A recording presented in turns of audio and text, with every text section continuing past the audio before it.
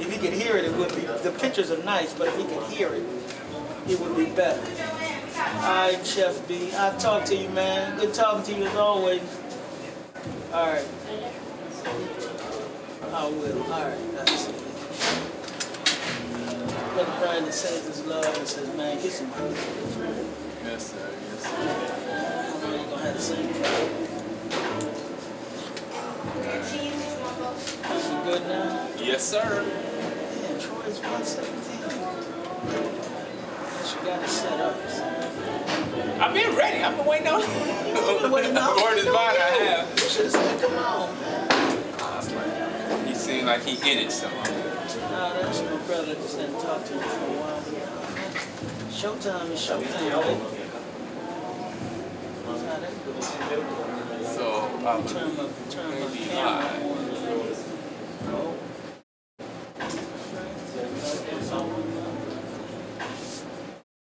So we're ready for everyone. Is that good?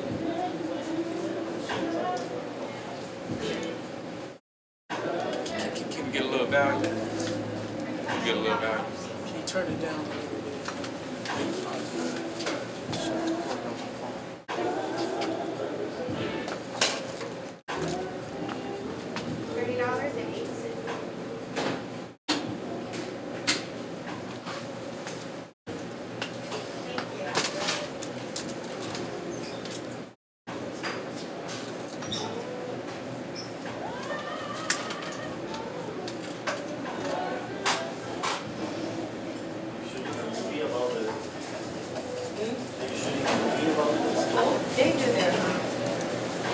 So thank you, Brother Richard, for sitting down once again with Behind the Final Call cover story.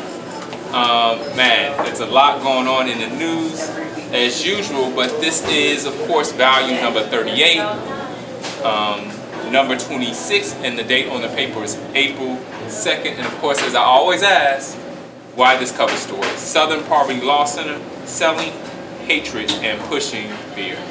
Well, so with Troy, thank you for having me.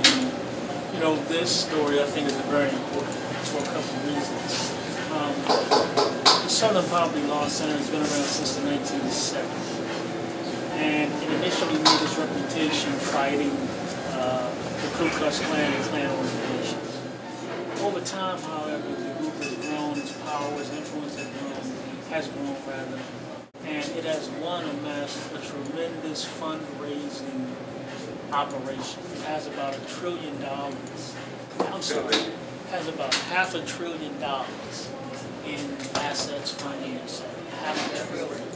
It dwarfs similar groups like the NAACP, Legal Defense Fund, and others that fight for justice as this group is supposed to do. Well, the Southern Poverty Law Center has become known for this ranking or report, if you will, about putting. That's where the problem begins, in particular for us in the Nation of Islam, because it has listed the Nation of Islam as a hate group. We're not that, and we have fought that designation. Well, in recent weeks, the last 2 weeks, we've now come across an open secret, if you will. An open secret is this major organization, something like 400 employees in several states, very hot, very based them up in reality, very top when it comes to whites in the leadership structure, decision-making structure. Blacks in the lower levels, and then questions about inequities in terms of power, racism within the organization. These charges, of course, the Southern Poverty Law Center has denied, as well as charges of sexism. So Morris Dees, the co-founder, was ousted a couple of weeks ago. We just had, as of Monday, which would have been March,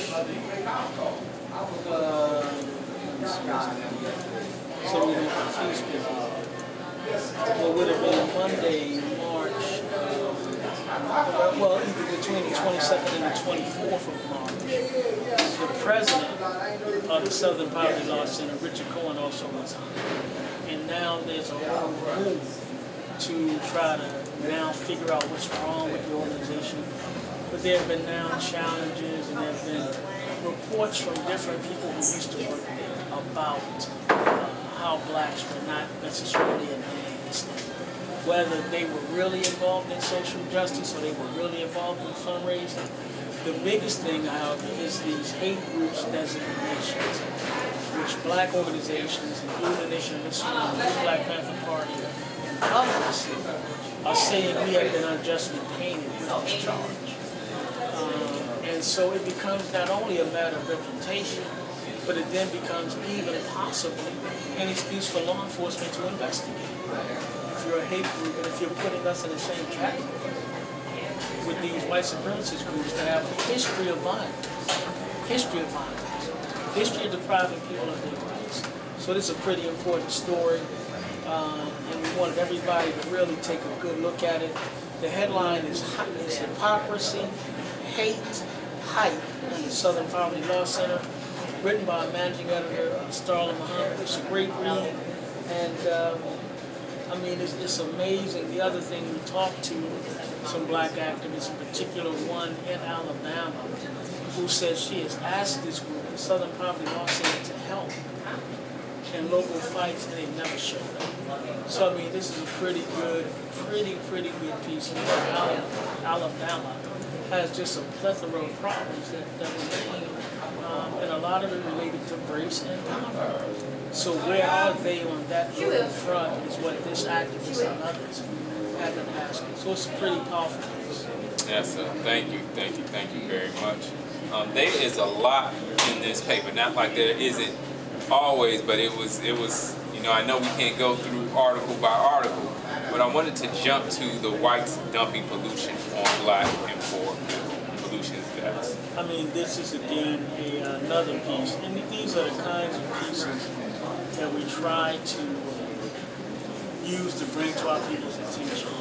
This is essentially a study that's found that the air breathed by people in black communities can be dangerous to their health. That's not necessarily because we typically live closer to these toxic kind of environments, right?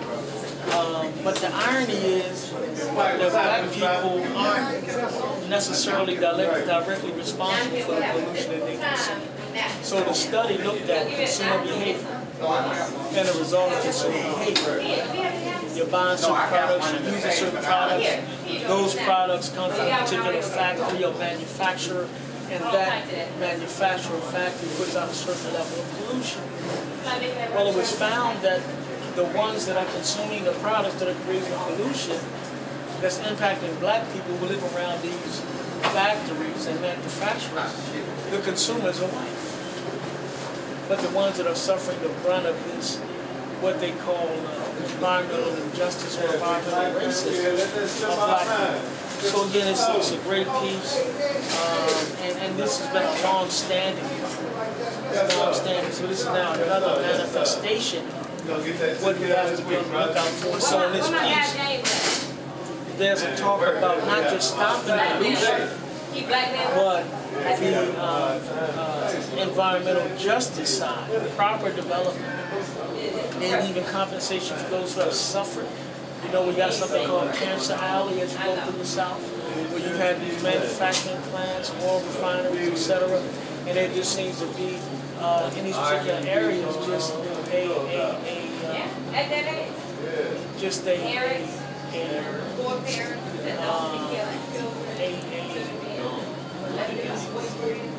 prevalence of cancer, different kinds of cancer. So again, we always want our people to kind of read and be aware, so we can understand what's happening in the world, and hopefully it will help us to decide what the proper course of action is to save ourselves, our families, and our communities. Yes, thank you very much. I want to jump on a positive note, because when I turn the page, there's a lot that's going on in our community where we are definitely taking a position where we're taking responsibility for our reality, not expecting or thinking that others will stand up and take control, or not take control, but take responsibility for our people in the condition that we're in. So we have a few articles dealing with youth. There's the hundreds of students gathered for young. Men of Color Summit that occurred at Chicago State, which I know you participated in. But we also have the event, a mentoring program that occurred in, I believe, Philadelphia. So can you share the importance of that and what's going on? Well, the Young Men of Color Summit at Chicago State that I did participate in is essentially geared at encouraging and kind of orienting young black men to look at college, to look at higher education, but also to connect with groups and individuals that can help them make good decisions and pave their way to success. I mean, it was several hundred young people, Chicago Public School students. Very good, interesting session. I dealt with the topic of black male images, do they matter?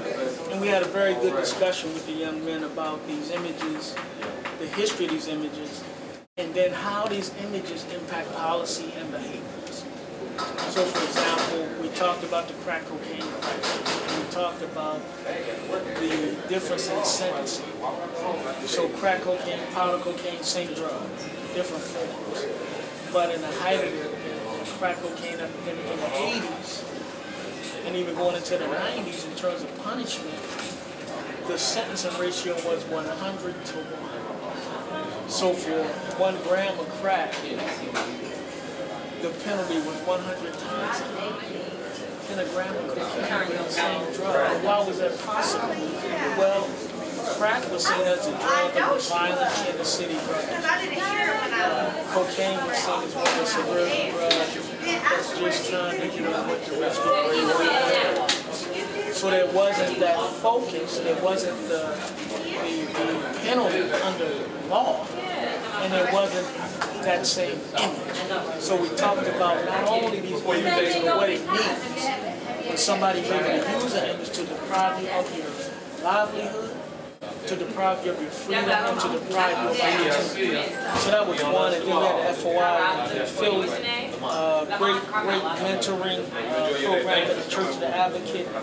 It was entitled Basketball and Barbershop Talks. And so the brothers were really just interacting with young people, bringing them in to talk about Philadelphia and delivered a message at a keynote address at a Philadelphia town hall meeting sponsored by Educational Opportunities for Families. Yes. So this is our work, the ongoing work of the resurrection, redemption, and the building up of our people and communities. And by Allah's grace, we try to do it every day in some way, shape, or form. Yes, sir. Thank you very much. I'm fast forwarding and jumping a little far ahead because it's an article that I didn't get a chance to really read, but definitely interesting. It was interesting to me, just even the title, Baldwin's Fire Next Time, and Dinner with the Honorable Elijah Muhammad. Of course, this article was written by Duran Muhammad, contributing writer. So, of course, there's a documentary that's out, right, or that came out a year or so ago. Yeah. So, can you tell me something about it? Well, in a sense, there's been a resurgence of some interest in James Baldwin as a writer. You know, we just had this movie, If Beale Street Could Talk, which was very popular. That's one of his creations based on the book that he wrote. So, one, if you can make the time to go check that out, find it somewhere, and support good black art. But Baldwin was the piece that you talked about is essentially a film, I Am Not Your Nigga, where Baldwin talks about black at that book, and in it, it talks about, I never knew this, Dinner with the Honorable Elijah Muhammad.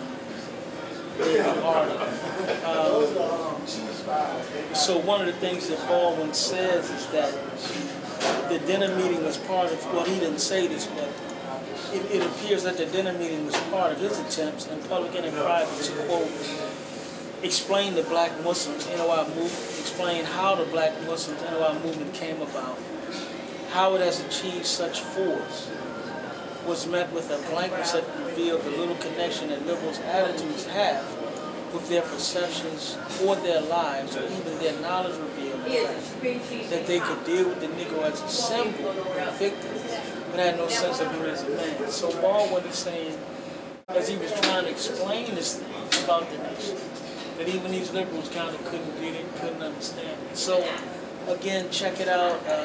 Very good story. And we're just trying to offer you different things that will both inform, entertain, and enlighten. Well, actually jumping back a little bit, because the following story is actually a continuation of the story that's on page 4, dealing with the hunger strike with St. Clair. And of course, the brother who was unjustly moved from his perspective.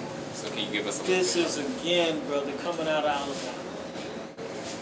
You have 8 or 9, well, you know, Alabama, of course, is notorious for incarceration and conditions. So you've had a group of brothers organizing against violence in prison and organizing for the rights of inmates, organizing and calling them to be treated like human beings. We talked to some of the brothers who contacted us, and advocates from inmates contacted us and talked about what's happening in Alabama prisons now, where these brothers were moved for, the brothers say, for no reason, other than they were trying to kick some order and get some rights and improve conditions in these prisons. So some of them have been on a hunger strike, and we just wanted to tell the story. It's not one that I think you would necessarily see other places.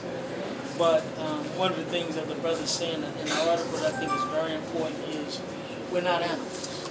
And he talks about if we're going to come back to the community, which most of us will do you want me to come back as an animal, or do you want to do something that gives me a fuller expression and development as a human being? So these brothers are really fighting in America now for basic human rights, basic human dignity. So check out the article. Very good piece. And we have so many of our people incarcerated that we should never forget them. We should never forget their plight. We should never forget their struggle. And we should always hope and pray that they're able to find some level, some measure of redemption in these institutions. Otherwise, all you do is churn out better criminals, more deviated people, more dangerous people. Where are they coming to? They're coming right back to us. So the work of the Nation of Islam Prison Reform Ministry in particular is to help try to give these brothers greater knowledge, wisdom, and understanding so that they can become renewed even when they're in prison. And many of the other inmates are also working along those same lines. So we really feel that instead of opposing this type of activity, that the authorities should look at it and then support it. But now, lastly, some of the advocates feel that part of the reasons why they want this image of prisoners and prisons out of control is to help justify the construction of even more prisons.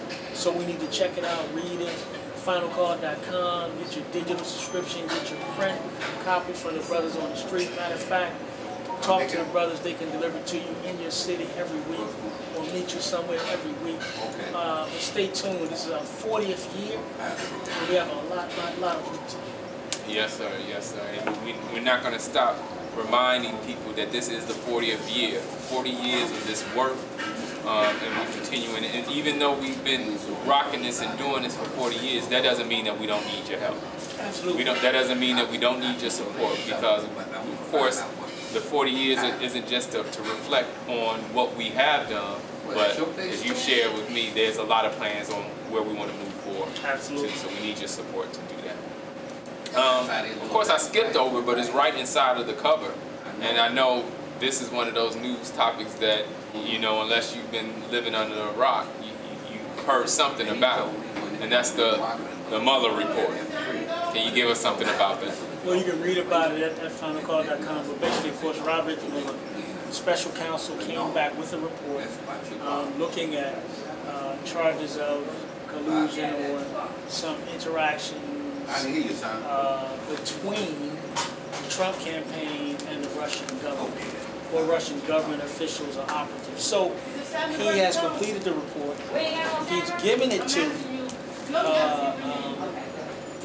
to Attorney General William Barr, who is now kind of making a decision about how much will be released.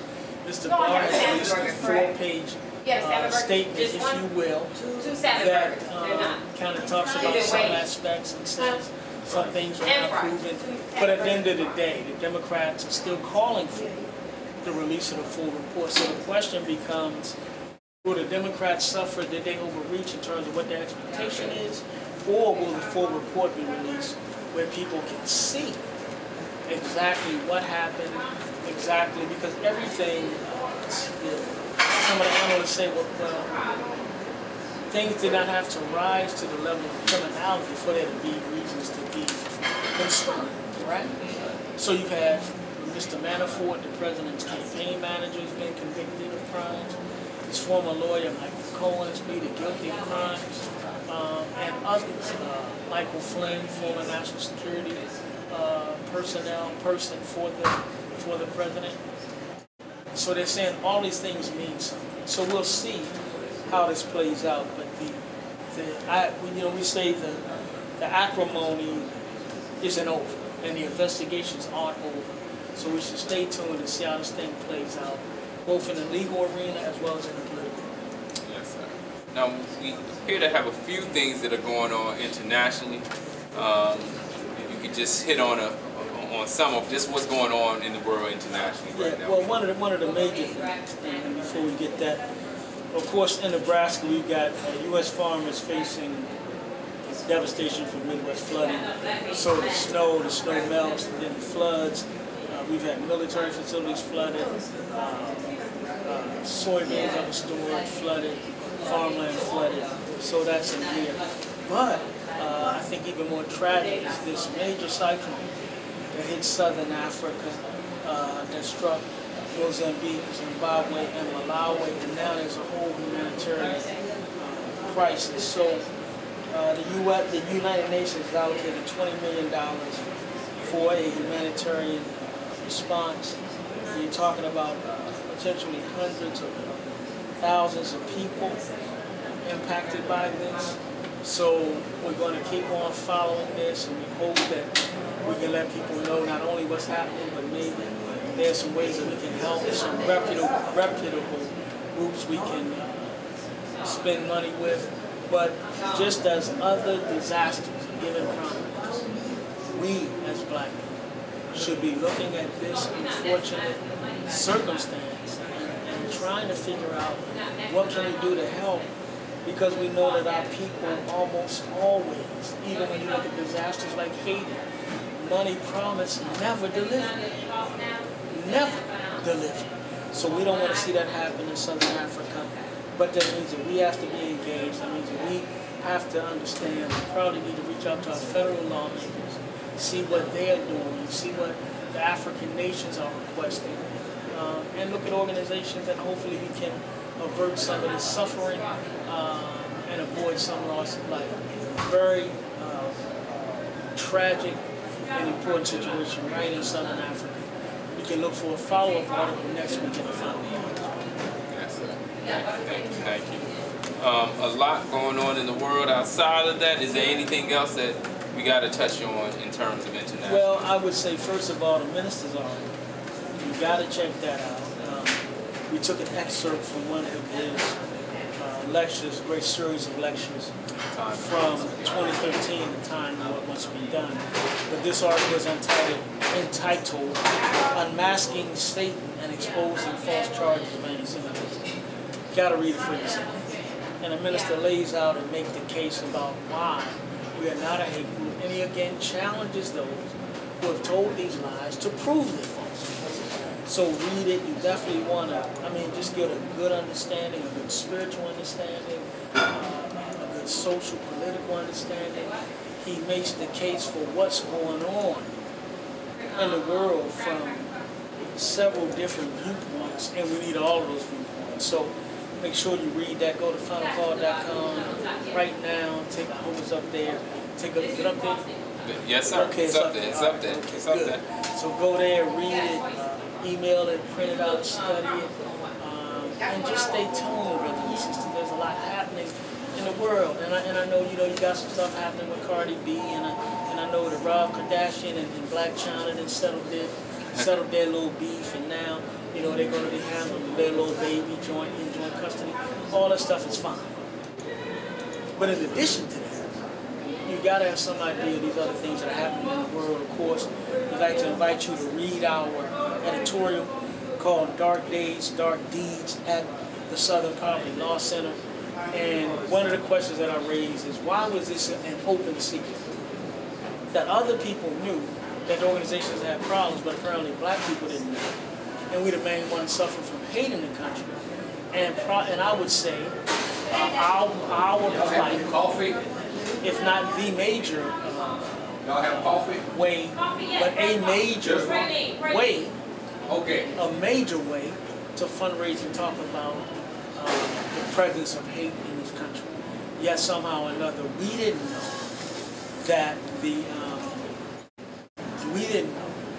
that some of these people are calling this operation a show. So. Yes, sir. Thank you. Anything else you got for us? That's basically it. Stay tuned. FinalCall.com. Final Call 40th anniversary. Stay tuned. Go to FinalCall.com and get your subscription. And I know we keep saying we got some stuff coming. Stay tuned and be patient. Maybe we'll do something. I think we did one before, but maybe we'll do another one just on the 40th anniversary in the history. So that will be released before the close of the month, and we already started discussing. Very good. We sat down, starting with, and what we want to do is on a weekly basis, or not on a weekly basis, on a monthly basis, at least once a month, sit down and actually talk to those who are familiar with and know the history and have been involved intimately with the history of the Final Call newspaper, how it's impacted their lives.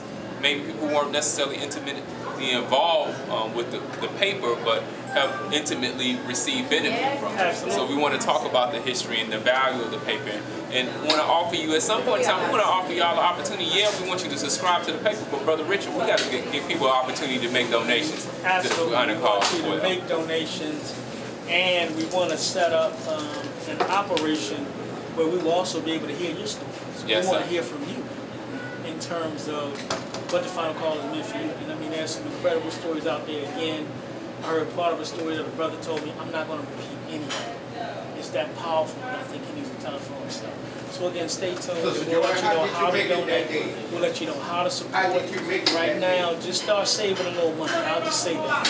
Yes, Start sir. say put a few pennies away, because later on in a couple of months there might be like a big fundraiser dinner or a weekend, and you might want to come here.